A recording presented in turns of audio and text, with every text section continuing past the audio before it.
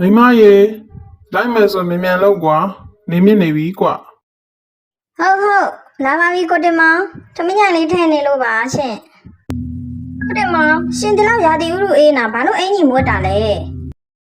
ဟိုရောက်ရင်မြေပဲနှုတ်ရမယ်ဟာကွာမင်းကလည်းတက်ပေတော့ရှော်ရတာပေါ့ကွာ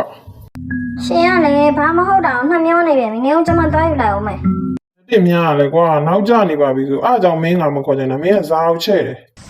မျက်နှာကြီးကလည်းကွာစုပုတ်နေတာပဲမင်းကလည်းနေပါပြုံးစမ်းမအောင်ကွာကျမရှင်ကိုစိတ်ကူလို့ပြောတာပါတော့ဒီမှာမိမရာပြုံးလိုက်တော့ကိုတင်မောင်ရေမြေပဲရေအောင်လိုက်တာနော်အေးလေကွာမင်းကလည်းဘသူစိုက်တာကြားလို့မင်းယောက်ျားစိုက်တာလေကွာဟုတ်ပါပြီတော့မိမရေသမင်းစားရအောင်လေဟုတ်ကျမပြင်လိုက်မယ်ကိုတင်မောင်စားကောင်းလားအင်းရေပူပူလေးတောင်းလေဟာရှယ်ပဲကွာ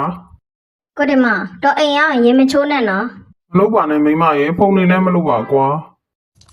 ကိုတင်မောင်ရေမြင်မြင်လုံးနော်အေးမိမရေပြီးပြီ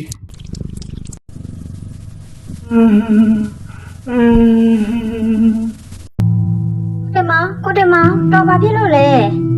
ကိုတင်မောင်